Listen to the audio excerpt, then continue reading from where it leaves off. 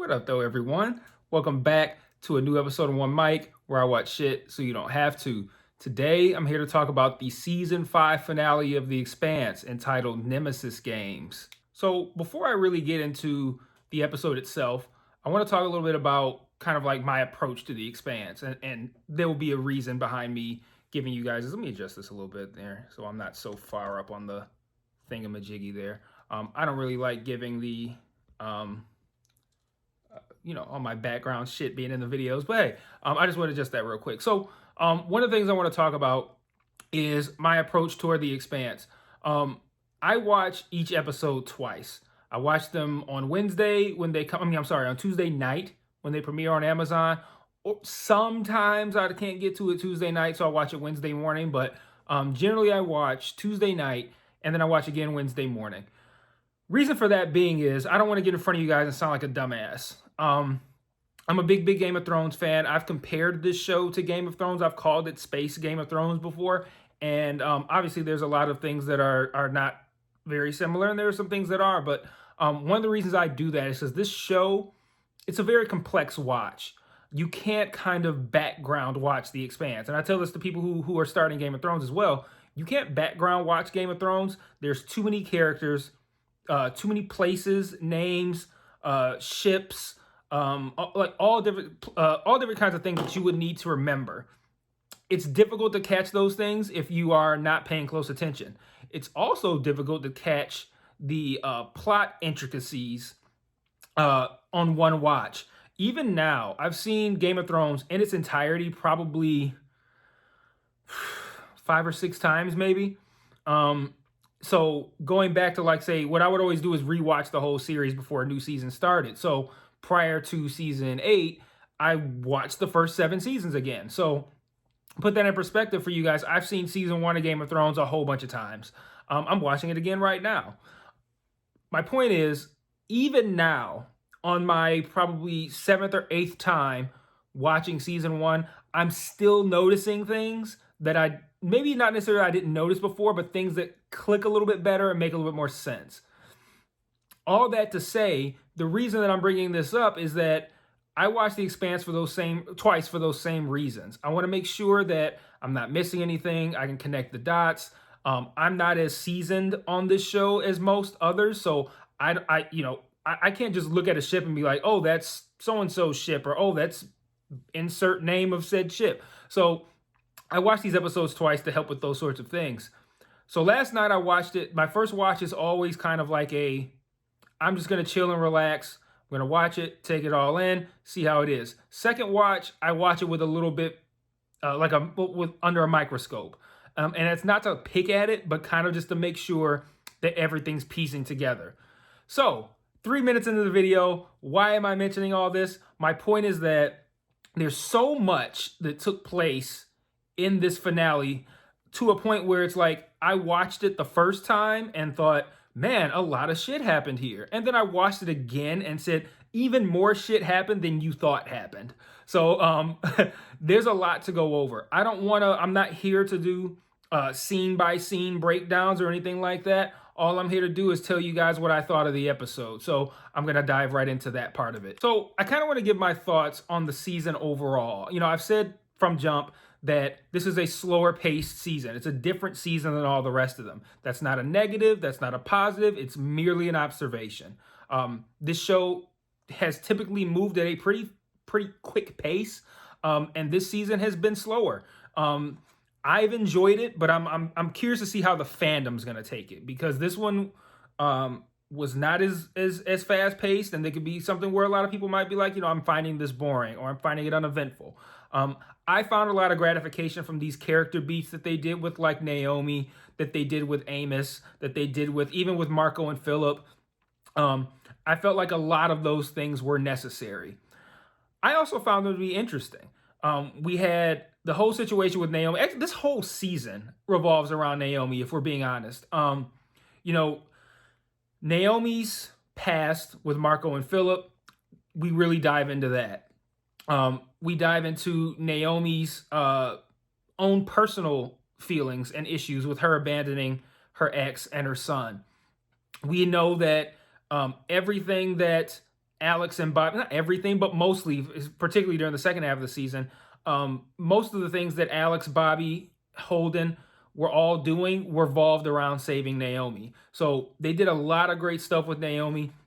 Dominique Tipper did some amazing work in this episode, again included. Like the second half of this season was Dominique Tipper's chance to really show out, and she did an excellent job. So we spend a lot of time there. I had no problems with these things, but because of the slow pace and because of everyone being split up into different groups where the crew wasn't together, I placed expectations on the show that I shouldn't have. And when I say I shouldn't have, I don't necessarily mean that I was wrong in what I thought was going to happen, because just based on all the shows I've watched, all the movies I've watched, you kind of get a feel for how things are supposed to be structured. So when I see these episodes that are really big on letting us understand Naomi's character, making her even more sympathetic, giving her entire episodes to work alone so she can just really flex her acting muscles, showing, a whole lot of how her past with Marco and Philip is affecting her now, how it's affecting Holden. Like everything was so Naomi centric. And when you build up a character to be that sympathetic, usually it's to kill that character off. And with Alex's character, with the actor, I should say, we already know that this actor is not going to be in season 6. It made me wonder, like, is the plan to kill off both of them? Because we've spent so much time on Naomi. And I think that colored my opinion of not opinion of the show, but what I was expecting coming into this final episode. I was expecting Naomi to die 1,000%. So much so that after I was done watching it, I went and looked up how book 5 ends, just because even watching it, I was still convinced that the original plan was to kill off Naomi, and because of everything that happened with Cass Anvar, they changed that up and said, like, we can't kill both of them off, and we can't bring Alex back, so we have to take care of Naomi. Well, we can't bring Alex back, so we know we're not going to have Alex. We don't want to kill them both off, so original plans to kill Naomi, but we're going to switch that up in the last episode. I was so certain that that's what they were doing that I had to look it up to make sure that wasn't the plan, and it wasn't. I was wrong. And then I also said, based on the fact that they were all broken up and they were all doing their own thing, I said that, probably around episode 5 or 6 review of the show on this channel, I said something like, they need to get the crew back together by episode 8 or by episode 7 or whatever, right? Because I'm thinking, like, there's no way they're going to be able to make this entire season interesting and have everyone broken up. Like the fans are going to want to see the crew together. They're going to grow tired of all Naomi moments, all Holden moments, all Amos moments, all Alex moments. Like, they're going to want to see the crew back together. And they didn't do it until the very end of the episode. So I learned a lesson to not place I'm not going to call it expertise, but like my knowledge of how shows generally do things, to not apply that to this show, because this show has no problems with subverting those expectations. And it did that. And it took a minute for me to kind of like let that soak in. I was expecting Naomi to die. I was expecting the crew to get back together earlier, and I just had to accept, like, this wasn't the plan. This was never the plan. And they just they had their story that they were going to tell. I made assumptions that I shouldn't have, and I was wrong about a lot of those things. If they had played out that way, I still would have loved the season, and I still would love the show, and I still love it considering that they didn't play out that way. One of the things that I really liked about this episode was that it just jumped right in, right? So, because we know it's been slow up to this point, not in a bad way, just stating facts. It has moved at a slow pace. So we knew coming into the finale, there was a lot of things that need to get done. They didn't waste any time. We hop in right away and see that Holden, Bull, and Monica are essentially signing up for a suicide mission. One thing that I want to note about that scene, or this series of sequences of scenes revolving around Holden and Bull that happened on the Rocinante, is within the first couple of minutes of the episode, Bull drops multiple slurs for belters. And I remember thinking, it immediately jumped out to me. And it made me wonder, has he been doing this the whole time, or did they just break this out in this episode? just to give Holden the opportunity to shut it down and say, hey, we're not taking any of this shit where you're calling them skinnies and all this kind of like cut the skinny shit out. And I don't know, maybe you guys listening are accustomed to Bull saying this, but the only thing that makes me think that this is a new thing that they did in this episode was because it immediately jumped out to me, and it makes me wonder, like, if he had been saying that, I feel like I would have noticed, but maybe not. I don't know. But they jump right in, and immediately we can see that the stakes are high. Next, we cut to Naomi. She's still hammering away at whatever it was that she was hammering away at the end of the last episode. And I remember at the end of that video for that episode, I said, I don't know what the fuck Naomi's doing. But, hey, like, I wasn't meant to know. And that was one of those things where, like, am I missing something? Is did I miss something that I should have caught? Am I not supposed to know? And, eventually it turns out she was engaging a thruster to cause the ship to go into a spiral. That's very clear in the episode that the ship goes into a spiral, but one of the things that on my first watch that I didn't quite get was why. What is this meant to accomplish? On the second viewing, I was able to notice that, like, based on her reactions to, because on my first viewing, I somehow missed her getting this message from Alex saying, like, hey, we're still on our way, and then she calls him the brave idiot or whatever.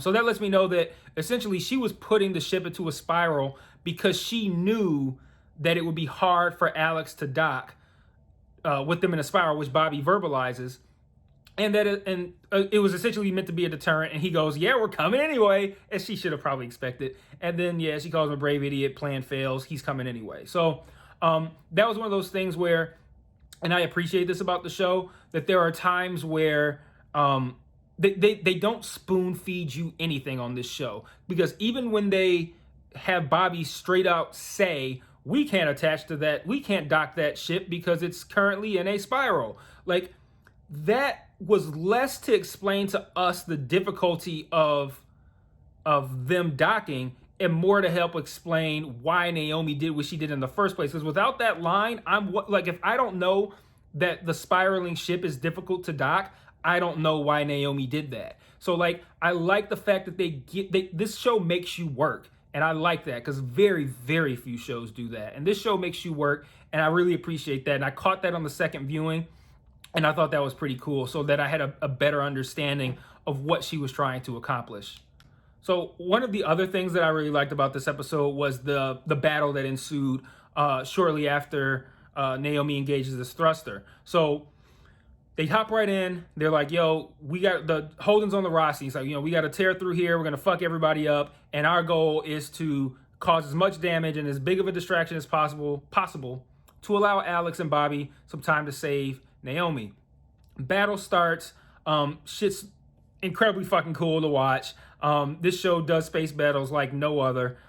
Really cool to look at. I can't tell all these various ships by looking at them, like, oh, that's so-and-so ship, oh, that's so-and-so ship. But again, upon second watch, it became very clear to me, and this was clear on the first watch too, but just kind of like the intricacies of it, that essentially Drummer's coup is what saved the Rocinante. And one, I appreciate that because I hated Corral, so I'm glad she's dead. I wish she had actually been shot, as opposed to, it looks like her actual cause of death was probably her hitting her head on like that metal railing. But hey, dead is dead. I'll take it, right? She was such a pain in the ass. Great actress though. Like it's not an easy task to make someone hate you so viscerally, and I could not stand that character. So great job on her. But yeah, Drummer essentially saved the day. Drummer doesn't decide to retake that ship at that time, then everybody dies. Everybody. She doesn't save the Rocinante. That whole thing happens. Alex, maybe Alex lives because now he doesn't go over there to, he was still on the way. No, the whole point is that. So they die. He still arrives, probably, and still gets blown up. Everybody dies. Marco wins. End of story. So Drummer's late inning heroics really saved the day. So that was pretty cool. to watch. I found it incredibly gratifying when Holden comes over the speaker and is like, "Hey, make sure you engage. We're about to board you. If you don't turn off your core, we're gonna fuck you up." And then she picks up and she's like, "Holden, this is drummer," and it's like simple 4 words, but like it was really cool to be like, yes, the good guys have won, at least at this step, and we'll see how the rest plays out. So another thing I want to talk about was some of the issues that I had, which none of them are really big, especially upon the rewatch, but there are a couple of things that kind of just just kind of like poked at me a little bit. So Naomi ultimately decides that she's just gonna jump off the fucking ship. She's gonna do these belter hand signals, hope that Alex sees it, understands, and doesn't go go try to rescue her, and thus causing the proximity detonator to explode. So, I don't know, guys. I have a really hard time buying the idea that they would see an individual person floating in space. That's a really tough buy for me, especially considering that we don't know, not we don't know, but also Naomi doesn't know exactly how the timing between her jumping off of this ship and Alex and Bobby arriving. Those two things, for them to see her, those two things got to be virtually identical in time. Because too early, too late, she just dies, and nothing happens. So I found that to be a little implausible. The idea that they could show up at the perfect time and see an individual body in space, even though Bobby throws in a line that says something like, "If it wasn't for the glow of the thrusters or something like that, I might not have seen her." Like the glow of the thrusters in the background, I might not have seen her. I still don't buy it. That's a huge leap to me to get me to believe that that's what happened. But that scene, despite that, I still really like that scene though, because they did a great job in this season as a whole with Naomi when it comes to building that tension. Like they took both the time when she seemingly looked like she was going to commit suicide, leaving Marco's ship, and then this time, both of those scenes were incredibly high tension, incredibly high suspense.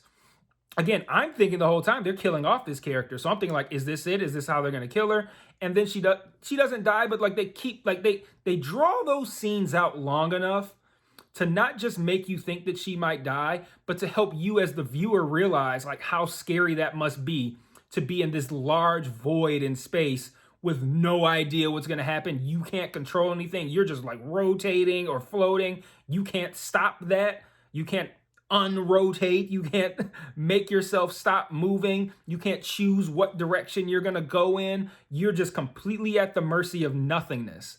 And that's a terrifying idea. And they do such a great job of conveying that both of those times with Naomi. They hung on her face, tight on her face, side profile, for a very long time before Bobby makes contact. And then what I thought was really smart was the fact that they kept that tight shot on her face after Bobby had already made contact. Because if we see Bobby approaching, it's not quite as good. It's like, okay, someone's coming, cool. But like the fact that once Bobby was there, we still kind of see her kind of like looking afraid, and then looking grateful. Like you can see the emotion rush over her, like, oh shit, I'm actually being saved. And keeping that just on her, where the frame is completely full with Naomi's face on side profile, and we could see all these reactions, and then we're hearing Bobby. I thought that took that scene up a notch. Like they could have immediately they should have shown Bobby approaching. They could have shown Bobby as soon as she made contact with Naomi, but instead they kept that shot tight on Naomi so we can see her reacting as she would in space, because like maybe she can't turn around and go, who is this? Or, whatever. She's kind of just like stuck there. And it made us feel what that's like. Like, okay, someone's here helping me, but I don't know who. I mean, she probably knew it was Bobby, but someone's here helping me. I can't look and see who it is. I don't know what it is. I was like 5 seconds from dying, So I thought they really did a great job of conveying that, what that must feel like and how scary that is. So the other thing that I kind of sort of had an issue with was Alex's death. Now, to be clear, given the circumstances, I think they could not have done a better job if they were going to kill this character off. So what I mean by that is, you know, they could have not killed him off and essentially given like a throwaway line or two at the top of season 6 to essentially go, yeah, Alex decided he was going to fuck off somewhere else and now he's not going to be here anymore. And now Bull's going to replace him. Like, they could have done something like that, right? But instead, they did decide to kill him off, give him an honorable death, full Martian honorary shit, whatever the fuck, all that good stuff, right? And you have to do that considering that all the allegations that came out about him happened after the show had already wrapped filming. So how do you take what you have and then pull in supporting cast members like the actress who plays Bobby, Frankie something or other, pull in Steven Strait, pull in Wes Chatham, pull in Dominique Tipper and say, okay, we need to film a couple of these lines as kind of just like, hey, here's what happened to Alex and here's how you feel about it kind of deal, right? So that way we can have something to put in this episode after we kill him off. And I think it played out virtually seamlessly. The only thing that bothered me a bit about it is that the idea that Alex could die from stroking out after they've, you know, been in high G and they've injected all the juice and shit like that. And the thing is, it's not like it's some shit they just made up. They've been saying this the whole time. They made it a point from day one to lay out the dangers of doing this procedure. But from my perspective, every time I see that, it's kind of like a, hey, viewer, just as a reminder, this isn't a safe maneuver. It never came off to me as something they would actually use to kill off somebody because no one's died from it. The most we've seen is we've seen nosebleeds and did somebody pass? I think did Avasarala pass out?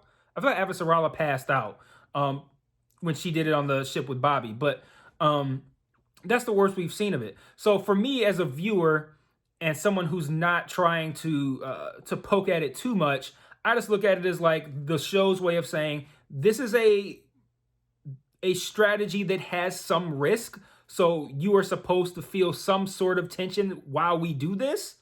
But it never felt to me as if something that would actually happen and be real.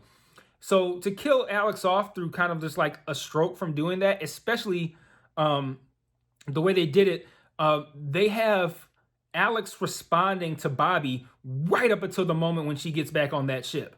And then they get on, then they cut to it, and then like it's like it's an immediate cut. He talks, they cut, he's dead. And it could have used maybe like an additional short scene of Bobby going, Alex, can you hear me? Alex, do you copy? Something like that. And then we cut to it. She does do that, but it's after we've already seen that he's dead. So they could have added that in to give me a little bit more of a kind of like drag it out, not drag it out, but like, you know, to make it so it was cut kind of weird. So like the editing of it. So it's like Alex saying, get her on the ship, cut, he's dead. And it's like, I would have liked to say, get her on the ship. And then maybe Bobby goes, all right, Alex, we're here. Open the door or something like that. Or go get some towels or some, go get her some orange juice. I don't fucking know. Get her something, right?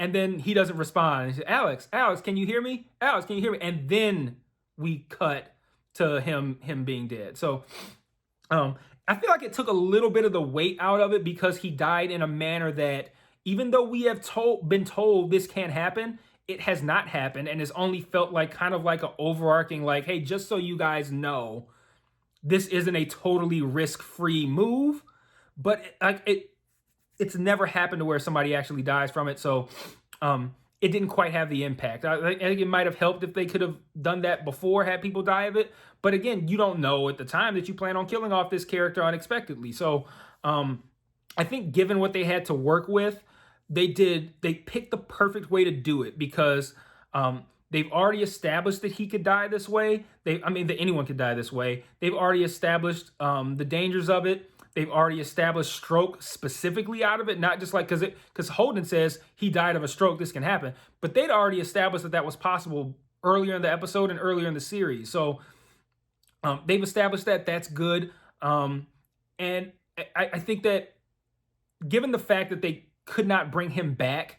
I would imagine it's probably a fairly minor technical move to kind of like maybe like freeze his face, add in the CG blood, give a couple of throwaway lines, not throwaway lines, but like maybe like just cutting room floor samples of Cass Anvar's voice to give the little bit of interaction between him and Bobby once she's off the ship. To give that little bit of interaction, they probably just or maybe he actually sent in his voice. I don't fucking know, but considering how difficult it would have been, well, because how it should have been, how difficult it should have been to film a character death, portray a character death without that character after you've already wrapped up filming. Given those ridiculous circumstances, I thought they did a great job of actually pulling it off. It just felt a little bit less impactful than it should have been, just because of like that weird edit, and then the fact that I just feel like him stroking out, especially right after he was just talking, it didn't have the weight that it could have had if they had already established prior, or not established prior, but shown prior that people die from this. Like they've said it, but they haven't shown it. The last thing that I want to talk about is the constant Return of the King type endings on this episode. So what I'm talking about, for those of you who haven't seen the Lord of the Rings series, the Return of the King film, which is the final one in the series, it seems like it's over like 10 times. They do like 10 final scenes, right? This episode, I don't know if you guys looked, but I did because I watched it twice. The Alex's death and Naomi's rescue happened about midway through the episode. So like that feels like we're wrapping the episode up, but at that point there was still like 27, 29 minutes left, something like that. So there was a lot of stuff that they covered at the end. And the thing that I want to spend the most amount of time on as I close out this video is the very, very, very ending. But prior to that, one of the things that they did that I thought was a little heavy-handed, because I feel like we already have been able to piece together that Bull was going to replace Alex as the new captain, but there's a shot of Bull holding a coffee mug that says Kamal, which is Alex's last name. So I think that kind of like is like the nail in the coffin, or the final, like, in case you weren't sure, Bull's gonna be the new captain.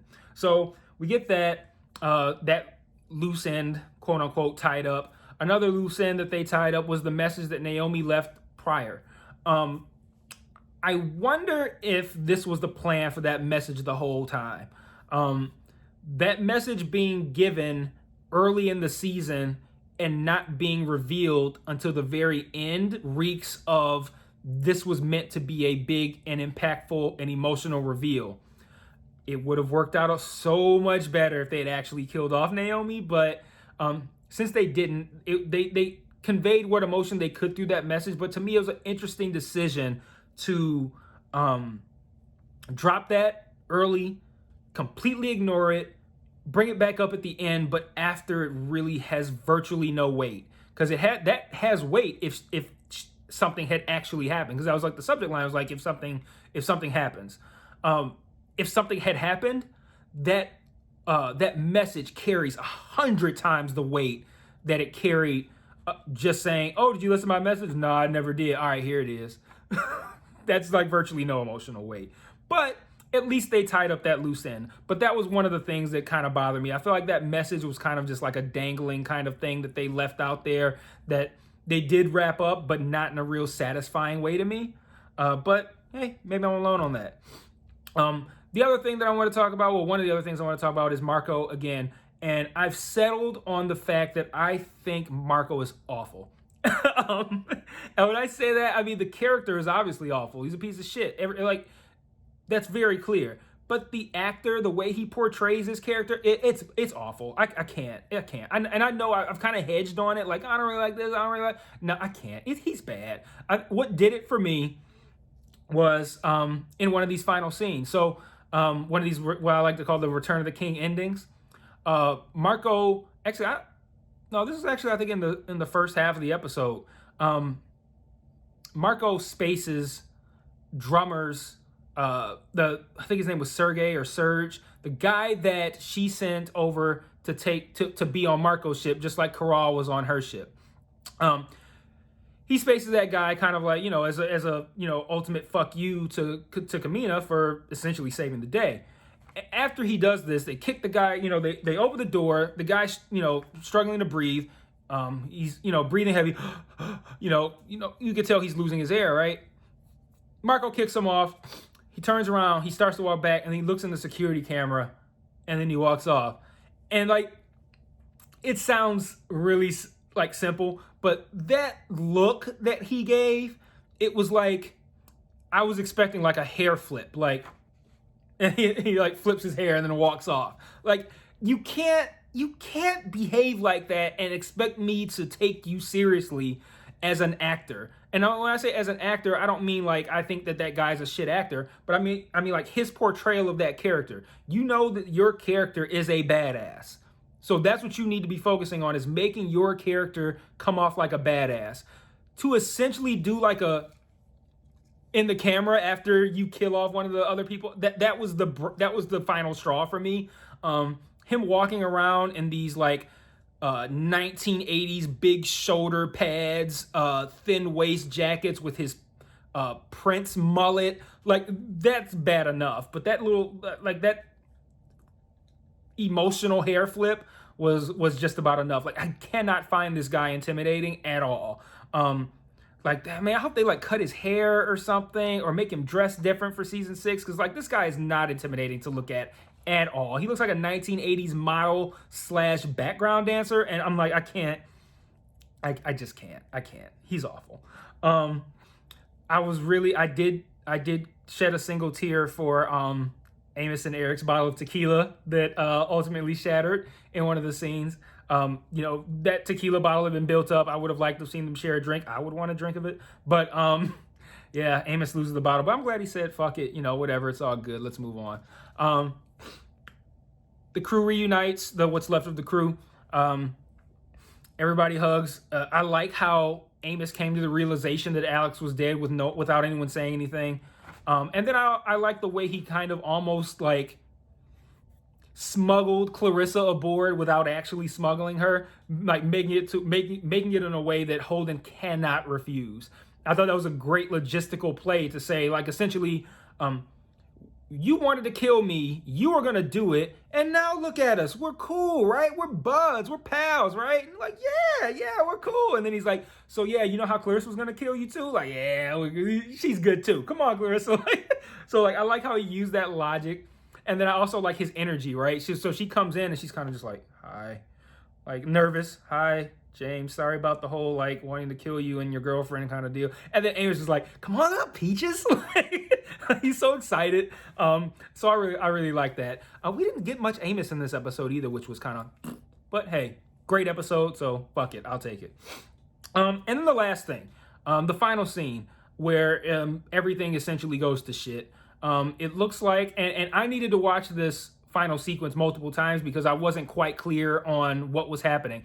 Again, on second watch, and this is why I do it, it was a lot more clear. But essentially what happens, Marco attacks the Earth ships that are guarding the ring. I think they start with like a meteor shower that was covered in stealth, just like the asteroids that he sent to Earth.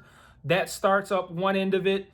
The Martian ships come, and then you could tell that the UN folks are like, oh, cool. Some Martian ships are here to help against the Belters. And then the Martian ships just lay it on even more, and then that's when then it's revealed that these Martian ships were that were considered to be lost after battles with Marco, and now these are Martian ships that are under his control. So they're piling it on, and then you see shots from inside the ring coming out and hitting. So like they're attacking from all angles here, like, and all angles in a literal sense. And it's Medina Station from the inside. And Medina Station was one where, and this is again why I watched these things a couple of times. I recognized the name Medina Station, but I was having a blank. Like, what is that again? Medina Station was the former Nauvoo, the former Behemoth, and then I was like, oh, okay, yeah, I remember this now. So they attack from the inside, and then we essentially see that, I'm going to try to wrap this up as simply as I can. Marco had the proto-molecule. He used that to pay the Martians to help him. They now have their own space inside the ring that is going to be theirs. There's this new place called, I wrote it down. What's it called? Lou something or other. Laconia. There we go. This new place, Laconia, that is essentially going to be under control of the same guy from earlier in the season, the one that Bobby and Alex suspected of working with Marco to, against the Martians to help Marco, the guy that was giving speeches at the school or whatever. They bring that guy back. Turned out he was really a piece of shit. He's the one now. He's going to take over Laconia. He's also got Cortazar, the scientist from, I don't know if that's earlier this season or last season, whatever, but the one who was the proto-molecule expert after they killed off, after Miller killed off the one guy. All they had left was Cortazar, and they took Marco took Cortazar when he took the proto-molecule sample. So they brought that back around, which was great. Though they're on this new place, Laconia, they got the proto-molecule sample. There's some big ass, I don't know, structure, some proto-molecule structure in orbit around this place. I'm assuming that's going to be something similar to those monolith structures that were on Illis. So all kinds of shit happening there. And then lastly, when the guy that did the lectures, what was his name? Sautar, something like that. Him and his little boo thing, and they brought her back too. That's the one that she was fleecing Alex for information, flirting with him and shit. When those two are passed through the ring, it looks like they completely wiped out of existence. So my guess is that all this time, Medina Station has been working on essentially populating. When I say all this time, I mean since they've gotten the proto-molecule sample, or even before, actually. Been working on essentially colonizing this, Laconia, essentially colonizing Laconia, making it into a new Mars, needing the proto-molecule sample. Everything's been smooth. And then once this attack happens, because you remember in previous seasons, in the previous season, the ring, they essentially had to present themselves as non-threatening to even be able to get out. So I'm assuming that once all this action happened, with the shooting from inside, the shooting from outside, coming in, and all this, the ring essentially was like, yo, fuck this. And I'm guessing that no one's going to be allowed into Laconia past now, like since the Sauter, fuck, why can't I remember this guy's name? Maybe it's Sauver, I can't remember. But he clearly was not let in. So maybe he wasn't let in because he was an aggressor. I don't know. But apparently this alien life force that killed off the proto-molecule creators and killed off a number of people in previous seasons has now killed off this guy and Babbage. And that's that. So we're leaving season 5 with a dead Alex, a new pilot and Bull, Clarissa on the ship, presumably Bobby as well, since Avasarala was making this whole claim of like, oh, we're gonna have Martian, Belter, and Earthers united, and she's the only Martian that is fit to be on the Rossi, so maybe Bobby as well too, who knows? And essentially Marco is in charge of everything, and and when in charge of everything being like the other systems that you can access through the ring, like, you know, you go through the ring, they had all the different systems that you can access, and now people that he has roped in are now in charge of that space. So like Earth is fucked. and that's kind of where we stand closing out this season. So wrapping up, I don't know how long this video is, been a while, but great episode, great season. I don't know if this is the best season. I think kind of like maybe the season that was on, where most of it was on Illis, is probably my favorite one. I think that's season 4. But they did amazing work with the characters. They gave us the background information that I was so desperately wanting. They allowed Dominique Tipper to really flex her acting muscles. And they did an excellent job in this episode of wrapping everything together, bringing back in what people might have perceived as loose ends. There might have been people who sitting around, where the fuck's Cortazar? What happened to the proto-molecule sample? Are we supposed to assume it was blown up? Did it get away? We don't know. Like, all of these things, like the looking into the one guy that was giving the speeches that ended up being the betrayer. Like all of those things came together, and it's a difficult task to wrap up 15 different loose ends in one episode, and they pulled it off. They closed out, not closed out, but they closed out this aspect of the Marco story, and they opened the page for a new one, and they wrapped up all the loose ends, and that's really all you can ask for in a finale. So great job by the Expanse writing team, great job by the showrunners, great job by the actors, everybody. Great season. I'll see you guys for season 6. Drop some comments. Let me know what you think. If you have any book knowledge that can fill in anything that happened in this episode of this season, feel free to drop it in there. Rate, share, subscribe, comment, like, all that good stuff. And I'll see you guys, I don't know, for those of you who watch the Expanse videos, whenever season 6 returns, whenever season 6 arrives, I'll see you guys then. Peace.